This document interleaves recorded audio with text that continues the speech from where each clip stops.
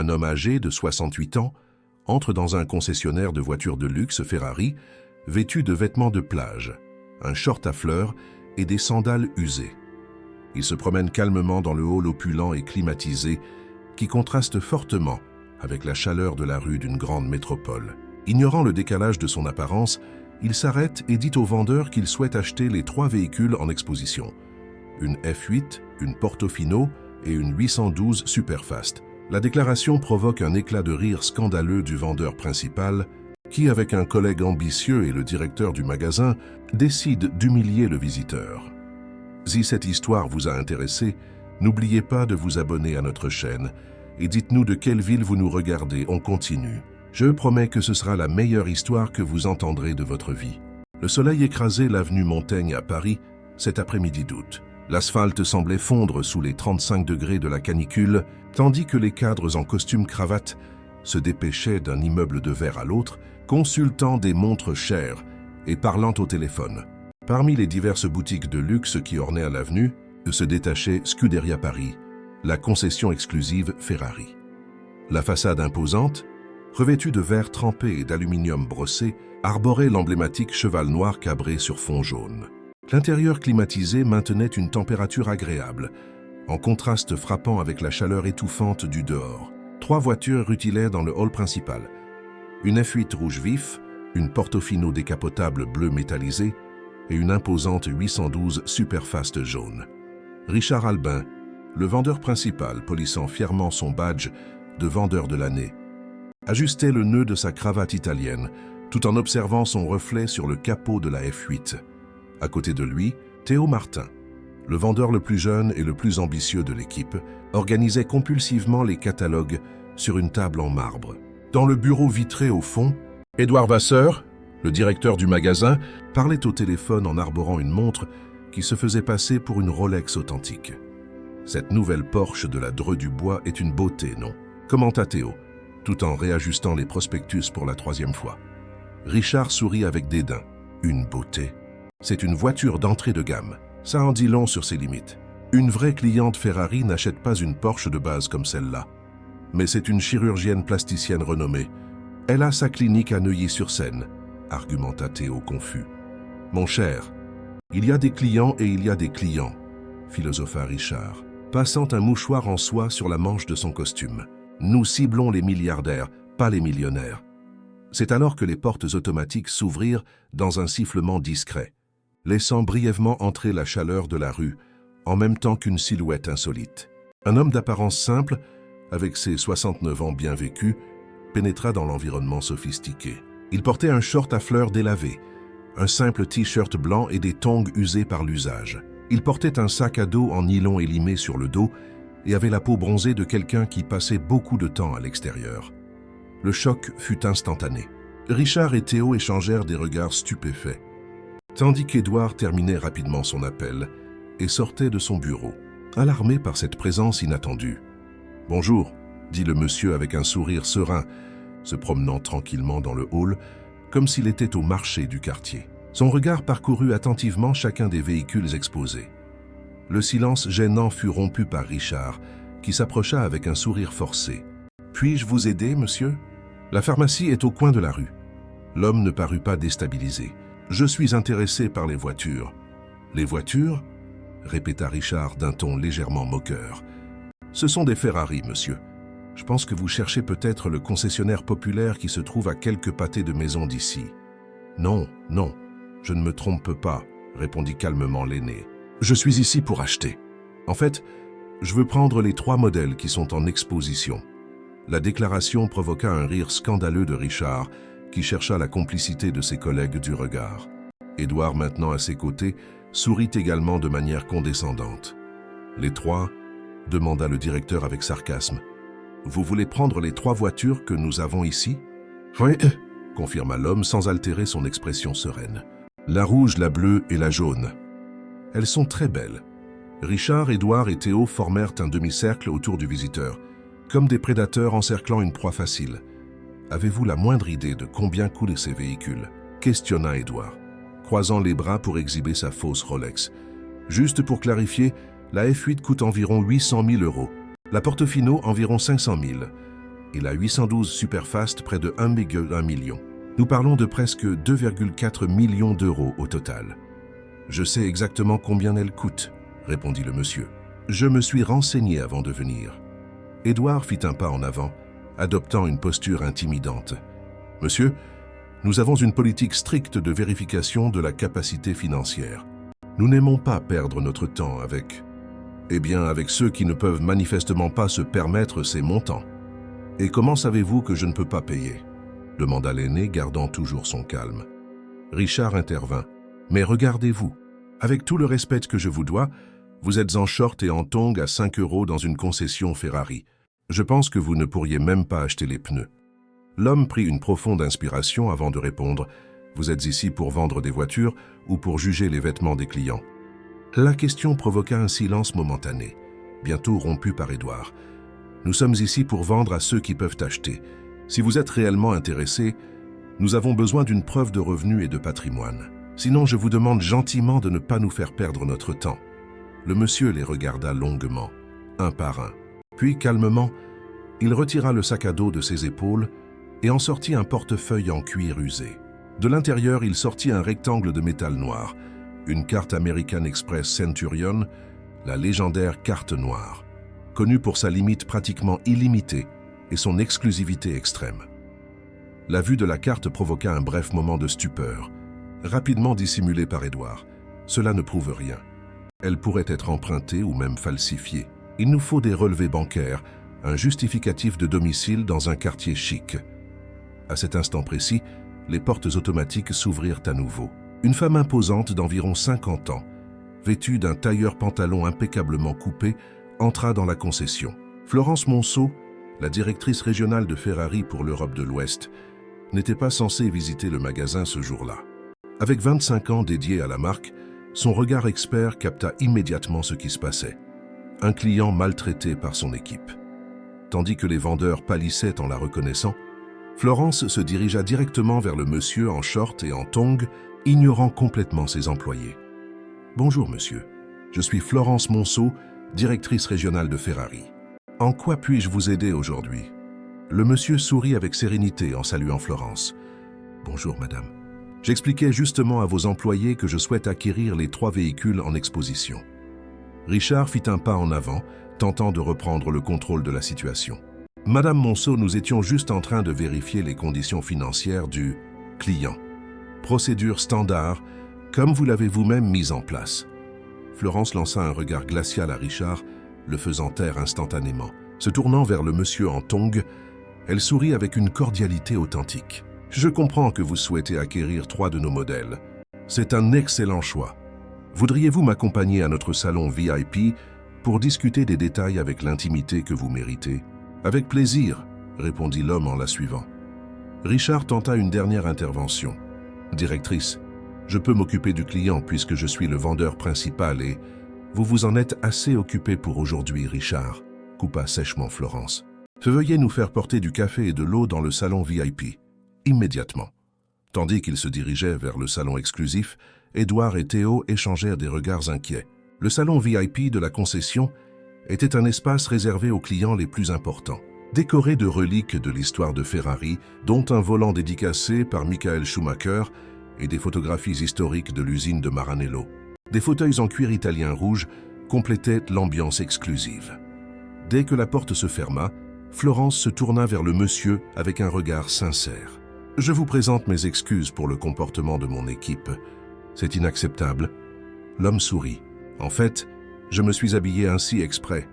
C'était un test. » Florence haussa les sourcils, intriguée. « Un test ? » ?»« Oui, » confirma-t-il en s'asseyant confortablement dans le fauteuil. « Permettez-moi de me présenter correctement. Je suis Antoine Rivière, fondateur de Rivière Construction. » La reconnaissance fut immédiate dans les yeux de Florence. Rivière Construction était l'une des plus grandes entreprises de BTP du pays, responsable de la construction de centres commerciaux, d'hôpitaux et de gratte-ciel dans plusieurs grandes villes françaises. C'est un honneur de vous rencontrer personnellement, monsieur. « Rivière ?» dit Florence, sincèrement surprise. « Votre réputation vous précède. » Antoine fit un geste humble de la main. « Je préfère que les gens ne me reconnaissent pas. Cela me permet de voir leur vrai caractère. Il fit une pause, regardant vers la porte fermée. « Comme celui de vos vendeurs.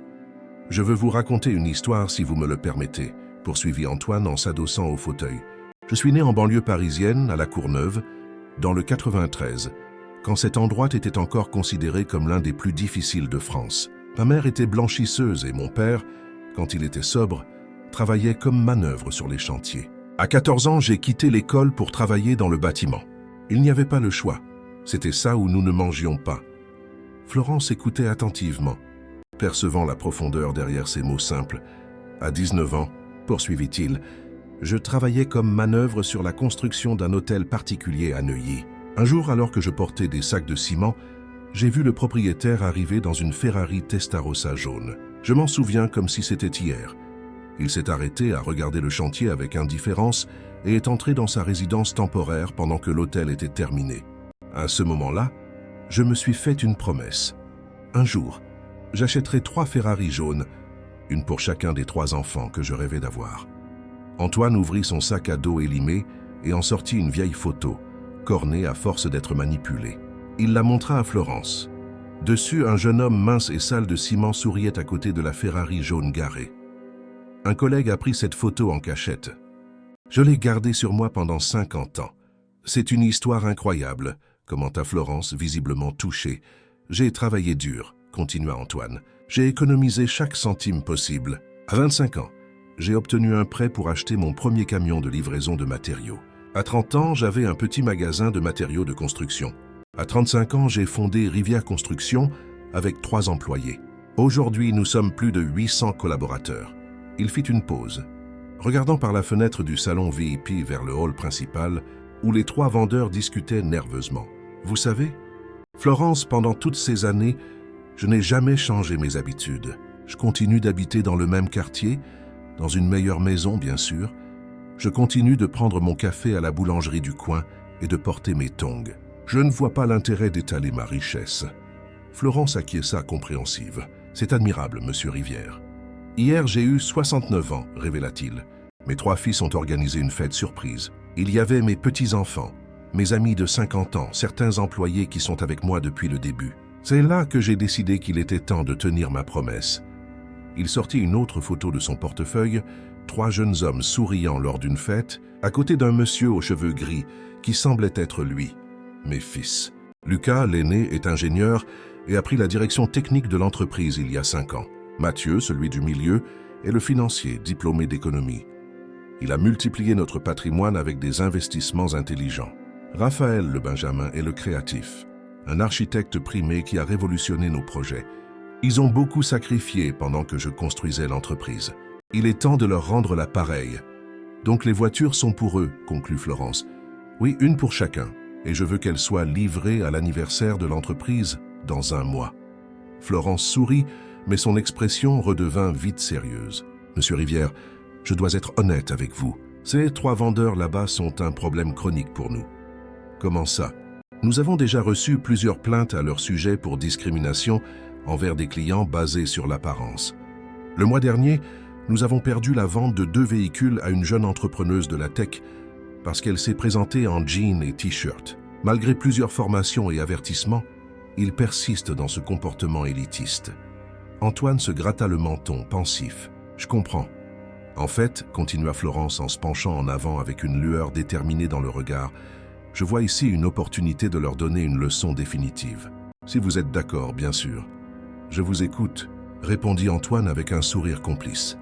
Nous pourrions faire ce qui suit. Pendant que Florence détaillait son plan, dans le hall principal, les 3 vendeurs spéculaient nerveusement. Édouard ajustait compulsivement sa fausse Rolex. Richard feuilletait un catalogue en feignant l'indifférence et Théo se mordait la lèvre, inquiet. « Vous croyez qu'elle va nous virer ?» murmura Théo. « Madame Monceau a la réputation d'être implacable. »« Détends-toi, » répondit Richard avec une fausse confiance. « Ce vieux n'a pas les moyens d'acheter quoi que ce soit ici. La directrice va s'en rendre compte et le renvoyer poliment. »« Mais la carte noire ?» insista Théo. « Elle semblait bien réelle. »« Une carte noire ne veut rien dire, » coupa Édouard. « Elle peut être empruntée et appartenir à une entreprise. Peut-être qu'il est le chauffeur de quelqu'un d'important et qu'il est juste là pour vérifier les prix. » La porte du salon VIP s'ouvrit brusquement. Florence sortit avec une expression neutre, suivie par Antoine, qui gardait le même visage serein qu'à son entrée. « Attention, s'il vous plaît », annonça Florence d'une voix forte. « Je veux tous les employés réunis dans le hall principal, immédiatement. » En quelques minutes, les 12 employés de la concession formèrent un demi-cercle devant elle, de la réceptionniste au personnel du café. Les 3 vendeurs se positionnèrent stratégiquement au fond, essayant de passer inaperçus. « Mesdames et messieurs, » commença Florence avec autorité, « je veux vous présenter Monsieur Antoine Rivière, fondateur et président de Rivière Construction. » Un murmure parcourut le groupe. Plusieurs employés reconnurent immédiatement le nom. Monsieur Rivière est venu aujourd'hui dans notre concession avec l'intention d'acquérir 3 véhicules, la F8, la Portofino et la 812, Superfast, pour un total d'environ 2,4 millions d'euros. Les yeux écarquillés des employés alternaient entre le simple monsieur en short et en tongs et les 3 voitures luxueuses en exposition. Richard devint visiblement pâle. Malheureusement, continua Florence d'un ton tranchant. Monsieur Rivière n'a pas reçu l'accueil qu'il méritait. Elle se tourna vers le fond de la salle, où les 3 vendeurs tentèrent de se cacher. « Richard, Édouard, Théo, veuillez vous avancer. » À contre-cœur et visiblement mal à l'aise, les 3 s'avancèrent sous les regards curieux de leurs collègues. Richard gardait une expression arrogante, essayant de cacher sa nervosité. Édouard ajustait compulsivement sa cravate, tandis que Théo semblait sur le point de s'évanouir. « Ces messieurs, » dit Florence en désignant le trio, « ont fait preuve aujourd'hui d'un comportement qui va à l'encontre de toutes les valeurs de notre marque. Permettez-moi de partager avec vous ce qui s'est passé. » Avec une précision chirurgicale, Florence décrivit le traitement réservé à Antoine lorsqu'il était entré dans le magasin. Elle cita textuellement les phrases offensantes utilisées par chacun des vendeurs, provoquant des regards de réprobation des autres employés. À chaque mot répété, les 3 semblaient s'enfoncer un peu plus dans le sol. « Mais regardez-vous, avec tout le respect que je vous dois, vous êtes en short et en tongs à 5 € dans une concession Ferrari. Je pense que vous ne pourriez même pas acheter les pneus. » Florence répéta les mots de Richard avec une froideur calculée. Voilà ce que notre vendeur de l'année a dit à l'un des plus grands entrepreneurs du BTP en France. Richard regardait fixement ses chaussures italiennes, incapable d'affronter ses collègues. Monsieur Rivière n'est pas seulement le fondateur d'une entreprise avec un chiffre d'affaires annuel supérieur à 55 millions d'euros, poursuivit Florence. Il est aussi un exemple de réussite, ayant commencé comme manœuvre à 14 ans et construit son empire à force de travail et d'intégrité. La directrice fit une pause dramatique, observant l'effet de ses paroles. La vente sera traitée par moi personnellement. Les 3 vendeurs impliqués dans cet épisode lamentable seront naturellement exclus de la commission correspondante. La punition était sévère. Sur une vente de cette ampleur, la commission représentait plusieurs mois de salaire pour chacun d'eux. Théo pâlit encore plus, tandis qu'Édouard serrait les poings. Richard gardait un masque d'indifférence. Mais une veine battante à sa tempe trahissait sa fureur contenue. Florence se tourna alors vers Antoine. « Monsieur Rivière, au nom de Ferrari, je vous présente nos sincères excuses pour le traitement inacceptable que vous avez reçu aujourd'hui. Souhaitez-vous dire quelques mots à nos employés ?» Antoine acquiesça et fit un pas en avant. Malgré la simplicité de ses vêtements, il y avait une dignité naturelle dans sa posture que tous pouvaient maintenant percevoir clairement. « Pendant 50 ans de ma vie, » commença-t-il d'une voix calme mais ferme, « j'ai été invisible. Comme manœuvre, comme livreur, comme petit commerçant, les gens regardaient à travers moi. Ils ne me voyaient pas comme une personne, seulement comme une fonction. » Il regarda directement les 3 vendeurs. La vraie valeur d'une personne n'est pas dans les vêtements qu'elle porte, la voiture qu'elle conduit ou le quartier où elle vit. Elle est dans son caractère. Antoine se promena lentement dans le hall, passant entre les voitures rutilantes. Je n'ai jamais troqué mes shorts et mes tongs contre des costumes chers parce que je n'ai jamais oublié d'où je venais. Mes pieds restent sur terre, même si mon entreprise construit des gratte-ciel. Il s'arrêta devant les 3 vendeurs humiliés. Vous avez perdu une grosse vente aujourd'hui, non pas parce que vous n'avez pas reconnu mon argent, mais parce que vous n'avez pas reconnu mon humanité. Et c'est là, messieurs, la vraie raison pour laquelle vous n'atteindrez jamais le vrai succès, peu importe combien de voitures vous vendrez. Le silence était absolu. Certains employés avaient les yeux humides. La réceptionniste essuyait discrètement une larme. Florence reprit la parole, Allons maintenant dans mon bureau pour finaliser les détails de la vente. Monsieur Rivière, veuillez me suivre. » Alors qu'ils étaient sur le point de sortir, Antoine se retourna. « Avant cela, j'aimerais quelques minutes seul avec ces 3 jeunes hommes, si possible. » Florence hésita mais acquiesça d'un signe de tête. « Bien sûr, vous pouvez utiliser le salon VIP. J'attendrai dans mon bureau quand vous aurez terminé. » Les autres employés se dispersèrent, retournant à contre-cœur à leur poste, encore en train de digérer ce dont ils venaient d'être témoins. Richard, Édouard et Théo suivirent Antoine jusqu'au salon VIP comme des condamnés marchant à l'échafaud. Une fois dans le salon, la porte fermée, Antoine leur indiqua de s'asseoir. Les 3 obéirent en silence, évitant son regard. « Je veux vous raconter une autre histoire, » dit Antoine en restant debout. « Il y a 30 ans, quand mon entreprise démarrait, j'ai eu besoin d'un prêt pour m'agrandir. À l'époque, nous n'avions que 12 employés et 3 camions. Je suis allé à la BNP Paribas, habillé exactement comme je le suis aujourd'hui, short et tongs. » Il sourit à ce souvenir. Le directeur ne m'a même pas laissé m'asseoir. Il m'a dit que je m'étais trompé d'endroit, que cette banque était pour les vrais entrepreneurs, pas pour les maçons du dimanche. Ces mots exacts. Les 3 hommes le regardaient maintenant, la curiosité l'emportant sur la gêne. Je suis sorti de là anéanti, humilié. Mais sur le chemin du retour, je suis passé devant le Crédit Agricole. Je suis entré, toujours en short et en tongs. Le directeur de l'agence, un homme nommé Charles Santoni, ne s'est pas soucié de mes vêtements. Il m'a parlé pendant 2 heures de mes plans, de ma vision pour l'entreprise. En fin d'après-midi, je suis sorti de là avec le prêt approuvé. Antoine s'assit, regardant chacun des vendeurs dans les yeux. Ce prêt est ce qui a permis à Rivière Construction de grandir et de devenir ce qu'elle est aujourd'hui. Et savez-vous ce qui est arrivé à ce directeur qui m'avait humilié? 5 ans plus tard, sa banque a fait faillite pendant la crise. Il a fini par venir me demander un emploi. Édouard déglutit, visiblement perturbé par l'histoire. « Et vous l'avez embauché ?» demanda Théo presque dans un murmure. « Je l'ai embauché. Il a commencé au service financier et y est resté 15 ans jusqu'à sa retraite. Je n'ai jamais mentionné notre première rencontre. Mais je suis sûr qu'il s'en souvenait. La vie a de ses ironies. » Richard, qui avait jusque-là gardé une attitude défensive, parla enfin. « Pourquoi nous racontez-vous cela ?»« Merci de tout que fait. Parce que vous commettez la même erreur que lui. Vous jugez les gens sur leur apparence et vous passez à côté d'opportunités précieuses. Pas seulement des opportunités d'affaires, mais des opportunités de croissance personnelle. » Antoine se leva, ajustant son short à fleurs. « Madame Monceau va probablement vous licencier. Elle en a tout à fait le droit, vu l'historique des plaintes. » Les 3 hommes échangèrent des regards affligés. « Mais je vais lui demander de vous donner une dernière chance. » La surprise fut unanime. Édouard fut le premier à réagir. « Pourquoi ?»« Après ce que nous vous avons dit. Parce que je préfère qu'on se souvienne de ma générosité maintenant que j'ai un certain pouvoir, plutôt que de ma vengeance. De plus, ajouta-t-il avec un sourire discret, tout le monde mérite l'opportunité d'apprendre de ses erreurs. » Antoine se dirigea vers la porte.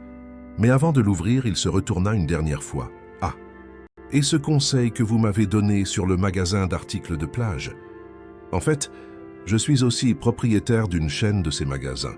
L'Été français, vous connaissez? Nous avons 47 boutiques dans tout le pays. » Laissant les 3 vendeurs complètement stupéfaits, Antoine sortit du salon VIP et se dirigea vers le bureau de Florence pour conclure l'achat des véhicules. Dans le bureau élégamment décoré de la directrice régionale, les derniers détails de la vente étaient en cours de discussion. Antoine venait d'insérer sa carte, noire dans le lecteur pour le paiement de la compte, de 30% du montant total, environ 720 000 €. Les véhicules seront disponibles dans 3 semaines, expliqua Florence, tandis qu'Antoine signait les documents. Nous organiserons une livraison spéciale, si vous le souhaitez. Ce serait parfait, répondit Antoine. Je prévois de faire une surprise à mes fils pour l'anniversaire de l'entreprise. À propos de ces 3-là, commença Florence l'expression sérieuse. Ne les virez pas, l'interrompit Antoine. Pas encore, du moins. Florence haussa les sourcils, surprise. Vous êtes sûr? Ce n'était pas un incident isolé, comme je vous l'ai expliqué. J'en suis sûr. Tout le monde mérite une 2e chance. Ou peut-être une 3e dans leur cas. Il sourit. De plus, je veux qu'ils soient présents lorsque je viendrai chercher les voitures. Comme vous préférez, accepta Florence, encore incertaine. Mais ils seront en période probatoire et perdront définitivement la commission sur cette vente.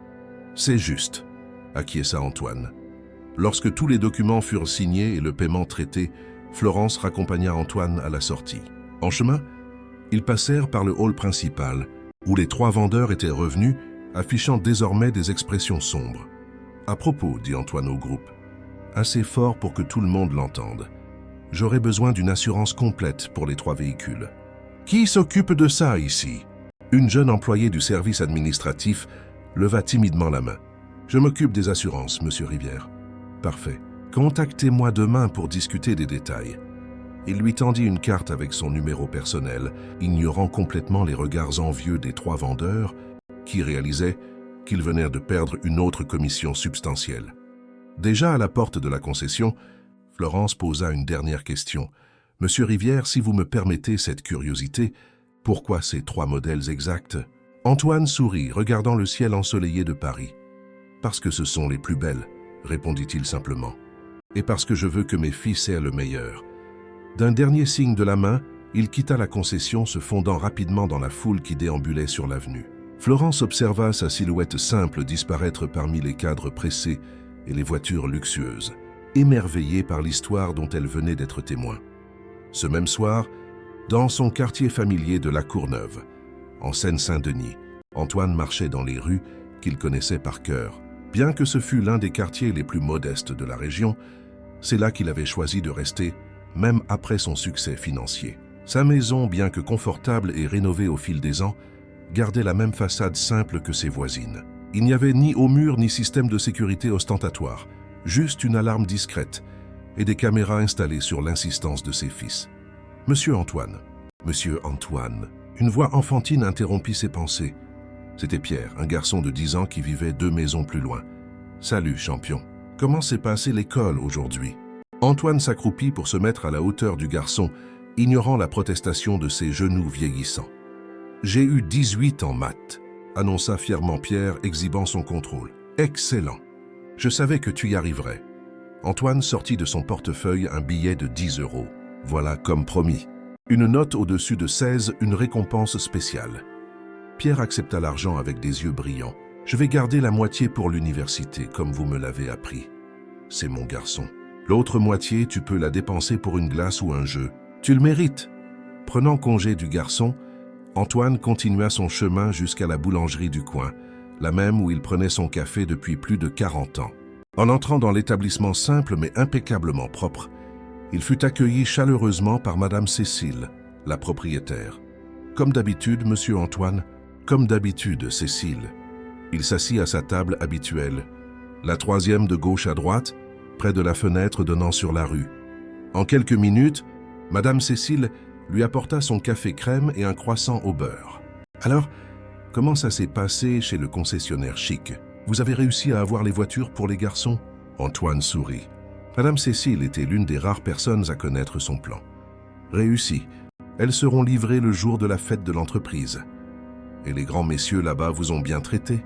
Ou ils ont fait la fine bouche à cause de votre short ?» demanda-t-elle en s'asseyant en face de lui, comme elle le faisait chaque jour à cette heure plus tranquille de l'établissement. « C'était comme je l'imaginais, » répondit-il en buvant une gorgée de café. « Mais la directrice était une sacrée femme. Elle a géré la situation avec classe. Je parie que ces vendeurs snobs ont dû faire une drôle de tête quand ils ont découvert qui vous étiez. » Madame Cécile rit en imaginant la scène. « Cécile, je n'ai jamais compris cette manie de juger les gens sur leurs vêtements.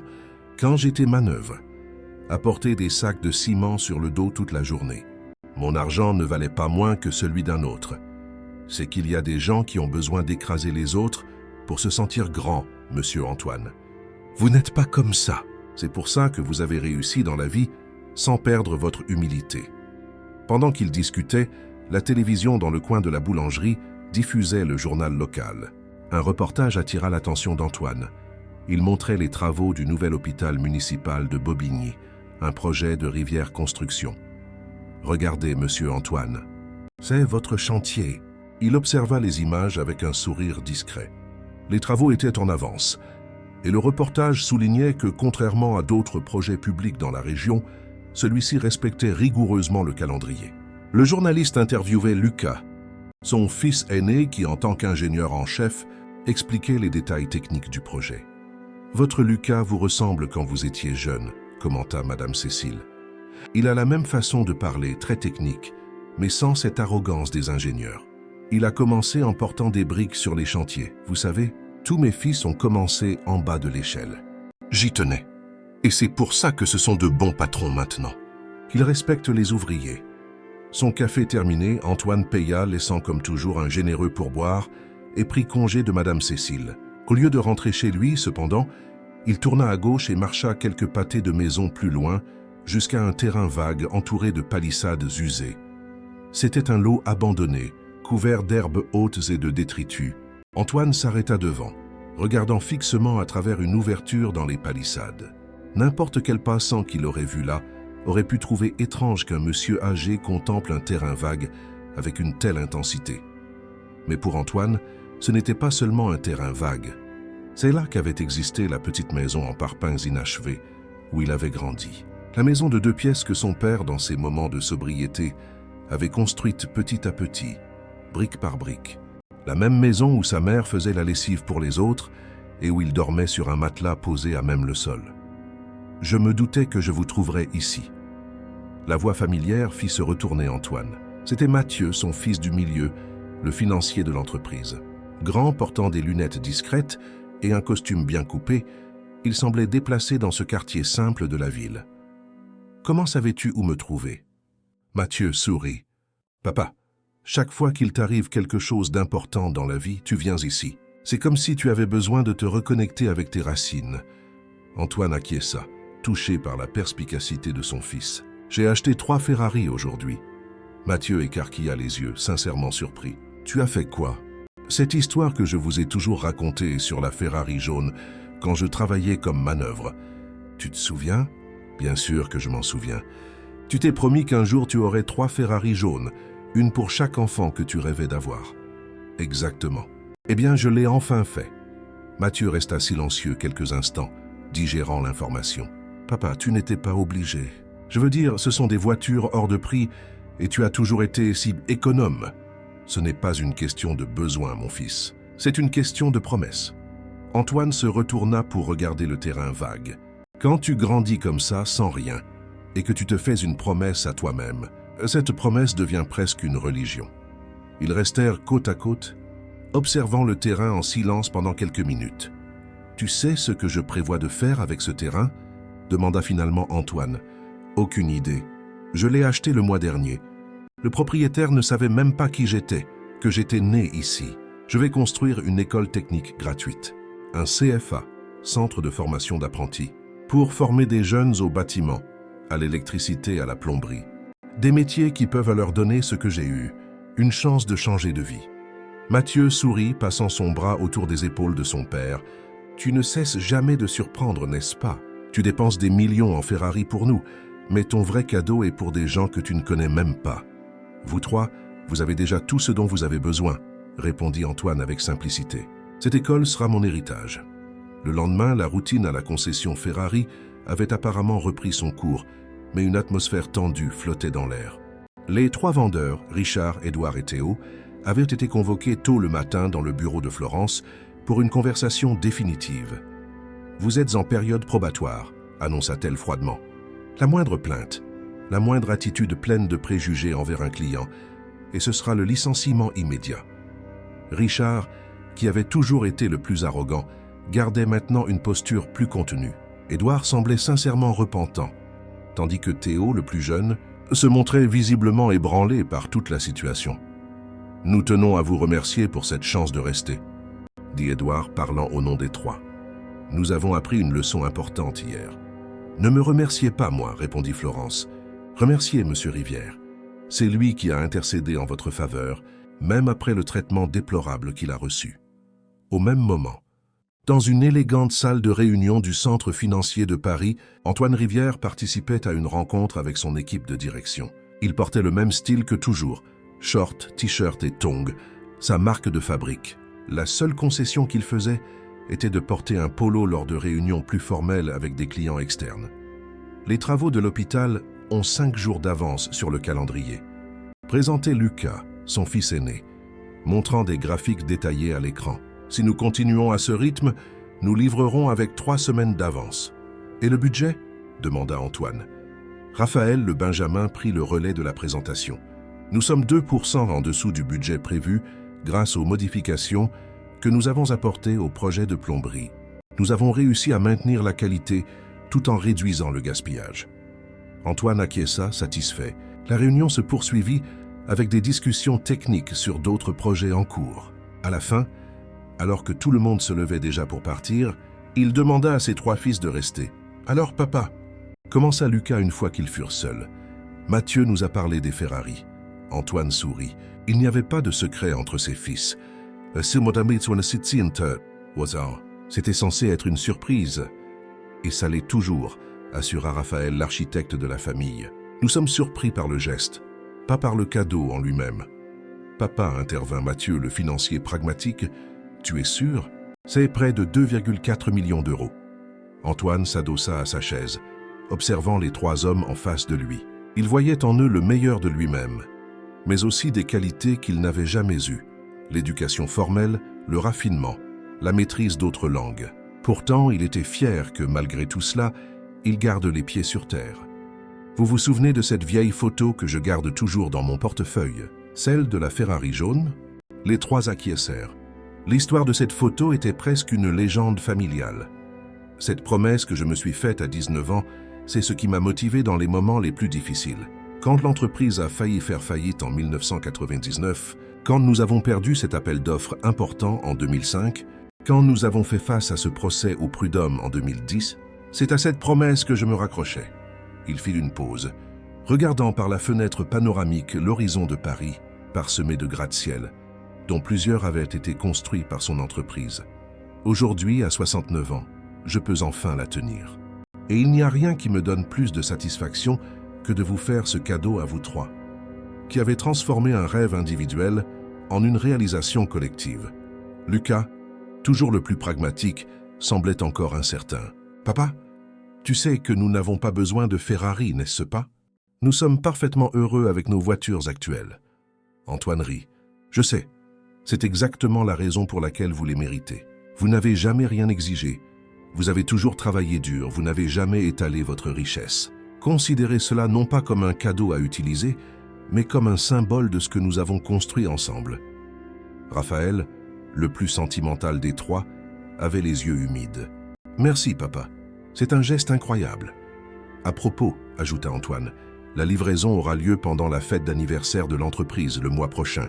Ce sera aussi une surprise pour tous les employés. » Les frères échangèrent des regards complices, comme s'ils partageaient un secret. « Quoi ?» demanda Antoine, remarquant leur échange. Mathieu s'éclaircit la gorge. « Eh bien, papa, nous préparions aussi une surprise pour l'anniversaire de l'entreprise. »« Quelle surprise ? Si on te le dit, ce ne sera plus une surprise, » sourit Raphaël. « Mais je pense que nous pouvons coordonner les 2 événements pour que l'un n'éclipse pas l'autre. » Antoine accepta, intrigué mais respectant le mystère que ses fils entretenaient. Au semaine suivante, les préparatifs pour la fête des 35 ans de Rivière Construction avancèrent à plein régime. L'événement aurait lieu sur le chantier même du futur hôpital municipal de Bobigny. Un choix symbolique qu'Antoine avait tenu à maintenir, malgré les suggestions de lieux plus sophistiqués. « Notre entreprise est née sur les chantiers », avait-il expliqué à l'équipe d'organisation. « C'est là que nous célébrerons notre histoire. » Parallèlement à la concession Ferrari, les 3 voitures choisies étaient méticuleusement préparées. La F8 rouge, la Portofino bleue métallisée et la 812 Superfast jaune recevaient les derniers ajustements techniques et esthétiques pour la livraison. Richard, Édouard et Théo, les 3 vendeurs en période probatoire, se comportaient de manière exemplaire depuis l'incident. Le trio avait demandé à travailler spécifiquement sur la préparation des véhicules d'Antoine, comme une forme de réparation pour leur traitement inapproprié. « Je ne vous ai jamais vu aussi dévoué à une vente qui ne vous rapportera pas de commission », commenta Florence en les trouvant en train de polir personnellement les jantes de la F8. « Ce n'est pas pour la commission », répondit Édouard, surprenant la directrice. « C'est pour ce que nous avons appris. » Théo, le plus jeune, ajouta « Monsieur Rivière aurait pu détruire nos carrières, mais il a choisi de nous donner une seconde chance. Le moins que nous puissions faire est de garantir que ces voitures soient absolument parfaites. » « J'ai reçu un appel de sa part hier, » révéla Florence. Il a demandé un changement pour la livraison. Au lieu de venir chercher les véhicules ici et de les emmener à la fête, il a demandé que nous les transportions directement sur le lieu de l'événement. Richard, qui était resté silencieux jusque-là, se manifesta enfin. Pouvons-nous le faire personnellement? Transporter les voitures et participer à la livraison. Florence l'étudia avec curiosité. Pourquoi? Parce que nous voulons nous excuser publiquement, expliqua-t-il, surprenant même ses collègues par cette humilité inédite. Monsieur Rivière le mérite. Et en plus, il hésita. En plus, l'encouragea Florence. En plus, je pense que nous avons tous besoin de cette leçon finale. Voir la réaction de ses employés quand ils découvriront que leur patron, qui se promène en short et en tongs, a acheté 3 Ferrari pour ses fils. Florence réfléchit un moment, puis acquiesça. Je lui en parlerai. Mais vous savez que vous n'aurez pas la commission, n'est-ce pas? Cela ne changera pas. Nous ne faisons pas ça pour la commission, réaffirma Édouard. Nous le faisons pour l'apprentissage. La semaine de la grande fête, l'agitation régnait au siège de Rivière Construction. Les employés de tous les départements participaient aux préparatifs, se partageant entre leurs fonctions habituelles et les tâches liées à l'événement. Dans son bureau simple, Antoine avait toujours refusé l'idée d'un bureau présidentiel ostentatoire. Le fondateur de l'entreprise examinait les derniers détails du plan qu'il avait élaboré avec la concession. La livraison des Ferrari serait le point culminant de la célébration, le moment où il tiendrait enfin la promesse qu'il s'était faite un demi-siècle plus tôt. On frappa à la porte, interrompant ses pensées. « Entrez », répondit-il en rangeant rapidement les documents de la concession dans un dossier. Madame Jeanne, sa secrétaire depuis plus de 20 ans, entra avec une expression inquiète. « Monsieur Antoine, je viens de recevoir un appel de l'hôpital Avicenne. C'est au sujet de Madame Cécile, de la boulangerie. » Le visage d'Antoine se transforma instantanément. « Qu'est-il arrivé? Elle a fait une chute et a dû être hospitalisée. Il semble qu'elle ait eu un vertige en travaillant et qu'elle soit tombée, se cognant la tête. Elle est consciente, mais ils vont la garder en observation pendant 24 heures. » Sans hésiter, Antoine se leva. « Annulez mes rendez-vous de l'après-midi. Je vais lui rendre visite tout de suite. Mais monsieur Antoine, vous avez cette réunion avec les investisseurs du centre commercial. Mathieu peut la diriger. Cécile est plus importante. » 1 heure plus tard, Antoine entrait dans la chambre d'hôpital où son ami de longue date se reposait. À 73 ans, Madame Cécile gardait toujours sa vivacité dans le regard, malgré le pansement sur son front et son air abattu. « Regardez qui vient me voir !» s'exclama-t-elle en l'apercevant. L'homme le plus occupé de Paris. Antoine sourit, posant sur la table de chevet une corbeille de fruits et de chocolat qu'il avait acheté à la boutique de l'hôpital. « Comment vous sentez-vous, Cécile ?»« Oh, c'était juste une frayeur. Ces médecins exagèrent. Ils veulent me garder enfermé ici. Demain, je retourne à ma boulangerie. » Il s'assit sur la chaise à côté du lit. Que s'est-il passé exactement? Une bêtise. Je me suis relevé trop vite, après avoir sorti une plaque du four. J'ai eu un vertige. J'ai glissé et je me suis cogné la tête contre le comptoir. Ce n'était même pas fort, mais le sang a fait peur à tout le monde, et ils ont appelé l'ambulance. Antoine l'étudia avec inquiétude. « Vous vous nourrissez correctement? Vous dormez bien? Vous faites vos examens réguliers ?» Madame Cécile rit. « Regardez qui parle. L'homme qui vit de café crème et de croissants. Je suis sérieux, Cécile. Vous travaillez trop dans cette boulangerie. Il est temps de prendre votre retraite, de laisser votre fils s'occuper de l'affaire. » Elle soupira. « Marc a sa propre vie, Antoine. Il est professeur d'université et il ne veut pas entendre parler de la boulangerie. Alors embauchez un gérant, réduisez vos horaires. Vous n'avez pas besoin d'être là de 5 heures du matin à 8 heures du soir tous les jours. Et qu'est-ce que je ferai à la maison toute seule? Regarder des séries? Non, merci. Je préfère mourir en travaillant. » Antoine fit la grimace en entendant le mot « mourir ». « Ne parlez pas comme ça. Vous avez encore beaucoup à vivre. » Un silence confortable s'installa entre eux, le genre de silence que seules les amitiés de plusieurs décennies permettent. « Vous venez à la fête de l'entreprise ?» demanda-t-il finalement. « Bien sûr que j'y vais. J'ai déjà sorti ma belle robe et tout. Ce n'est pas tous les jours qu'on fête les 35 ans d'une entreprise qui a commencé avec un vieux camion livrant du sable. » Le jour de la célébration des 35 ans de Rivière Construction arriva enfin.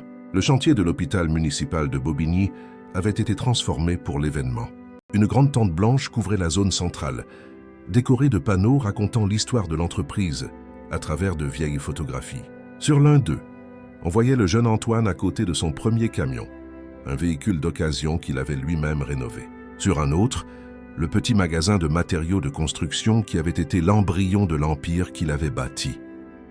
Les 800 employés arrivaient petit à petit, beaucoup accompagnés de leurs familles. Il y avait des ingénieurs et des architectes, mais aussi des maçons et des manœuvres, tous traités avec le même respect et la même considération qui était à la marque de fabrique de la culture de l'entreprise. Dans un coin discret, protégé par une bâche spéciale, 3 semi-remorques Ferrari attendaient le bon moment pour révéler leur précieuse cargaison. Richard, Édouard et Théo, les 3 vendeurs de la concession, supervisaient personnellement les derniers préparatifs de la grande surprise. « Tu crois qu'il va aimer ?»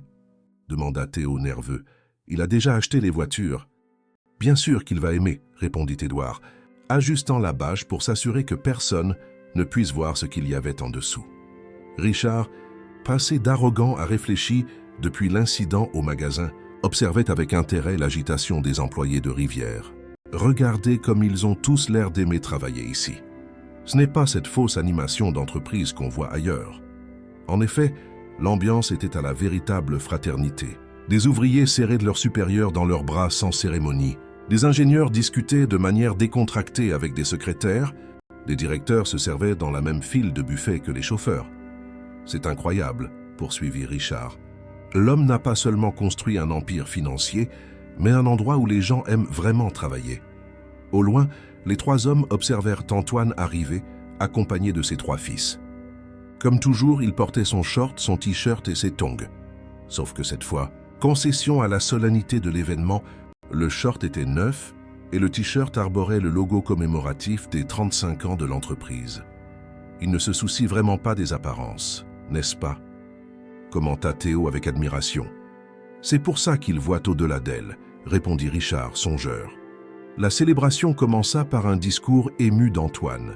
Sans formalité ni texte préparé, il parla avec son cœur du parcours de l'entreprise, remerciant chaque département, mentionnant des employés par leur nom, rappelant les défis surmontés collectivement. « Personne ne construit rien tout seul », affirma-t-il, la voix étranglée par l'émotion. « Chaque bâtiment que nous érigeons, chaque pont que nous inaugurons, chaque route que nous pavons est le fruit du travail collectif de centaines de mains.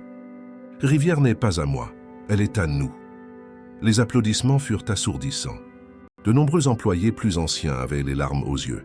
« Mais aujourd'hui, continua Antoine, je veux adresser un remerciement spécial à 3 personnes qui ont transformé mon rêve individuel en un projet familial. Mes fils, Lucas, Mathieu et Raphaël. » Les 3 jeunes hommes montèrent sur scène, visiblement émus. « Quand j'ai fondé cette entreprise, je rêvais de créer quelque chose que je pourrais transmettre à mes fils. Plus qu'une affaire, je voulais laisser un héritage de valeurs. Le travail acharné, l'honnêteté, le respect des gens, quelle que soit leur position.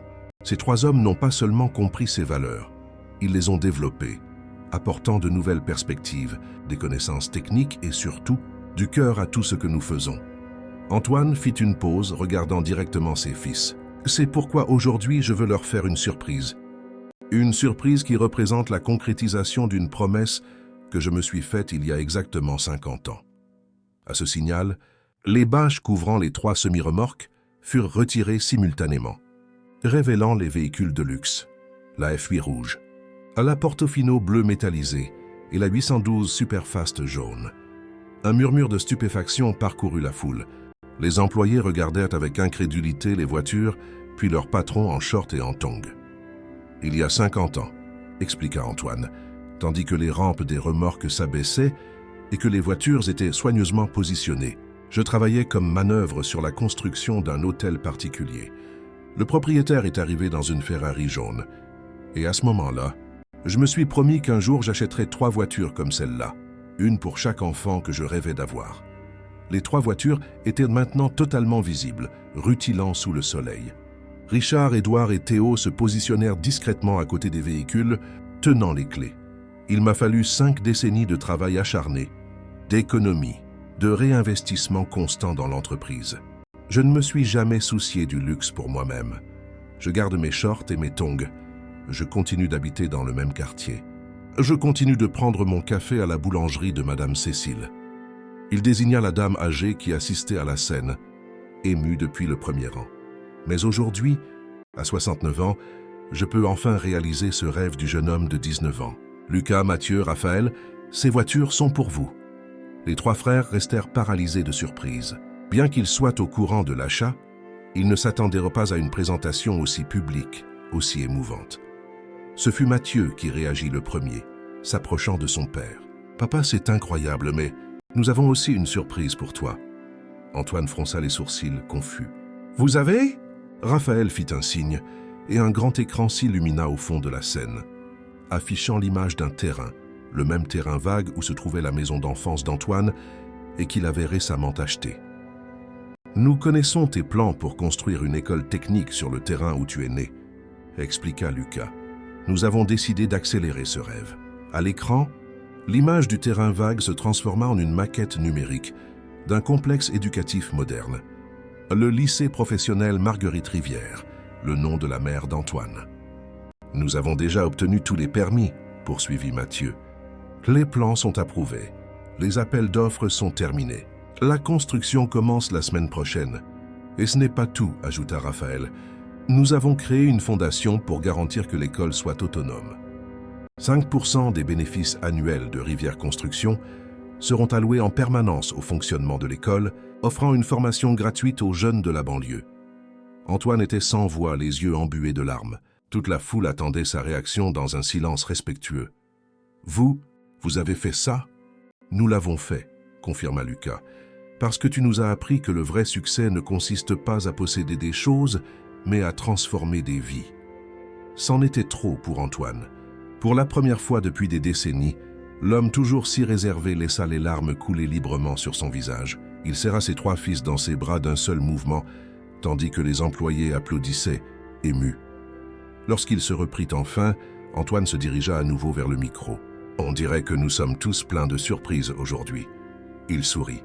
« Mais il y a une autre personne qui mérite d'être reconnue pour avoir rendu tout cela possible. » Il fit un geste, et Richard, Édouard et Théo s'approchèrent timidement, apportant les clés des voitures. « Ces messieurs viennent de la concession Ferrari, » les présenta Antoine, « et ils ont une histoire intéressante à partager. » Richard fit un pas en avant, visiblement nerveux. Quand M. Rivière est entré dans notre magasin, vêtu d'un short et de tongs, nous l'avons jugé sur son apparence. Nous avons commis la pire erreur qu'un professionnel puisse commettre, présumer que nous connaissions la valeur d'une personne en fonction de ses vêtements. Édouard poursuivit. Il aurait pu nous dénoncer, exiger notre licenciement. Au lieu de cela, il nous a donné une leçon d'humilité et une seconde chance. Ce fut la leçon la plus précieuse de nos carrières, compléta Théo en remettant la clé de la Portofino à Mathieu. Édouard remit la clé de la F8 à Lucas, tandis que Richard, avec un respect sincère qu'il n'avait jamais montré auparavant, remit la clé de la 812 Superfast jaune à Raphaël. « La jaune est spéciale, » commenta Antoine, « comme la Ferrari que j'ai vue il y a 50 ans. » Alors, à la surprise générale, Richard demanda le micro. « Nous avons une dernière requête, Monsieur Rivière. Nous aimerions que vous soyez le premier à conduire la voiture jaune. » Pour boucler la boucle, Antoine regarda le véhicule luxueux puis ses tongs usés et sourit. « Je pense que nous pouvons faire une entorse au protocole. » En se dirigeant vers la voiture, accompagné de ses trois fils, il murmura à Raphaël « Je parie qu'ils n'ont jamais vu quelqu'un conduire une Ferrari en tongs. » Le moteur de la 812, Superfast, rugit puissamment lorsqu'Antoine tourna la clé. Avec un soin respectueux, il manœuvra le véhicule dans l'espace ouvert du chantier, faisant un tour complet, sous les applaudissements de tous.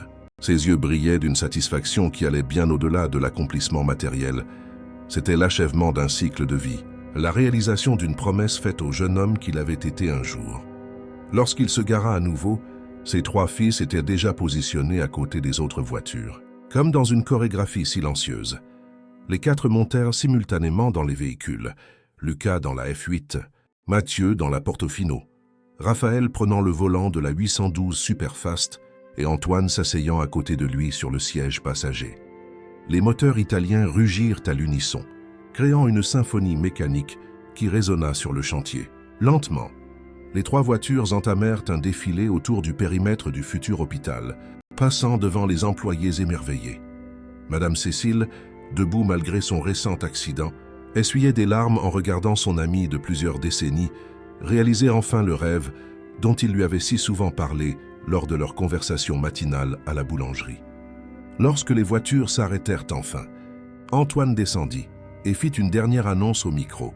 « Le mois prochain, nous poserons la première pierre du lycée professionnel Marguerite Rivière. Vous êtes tous invités.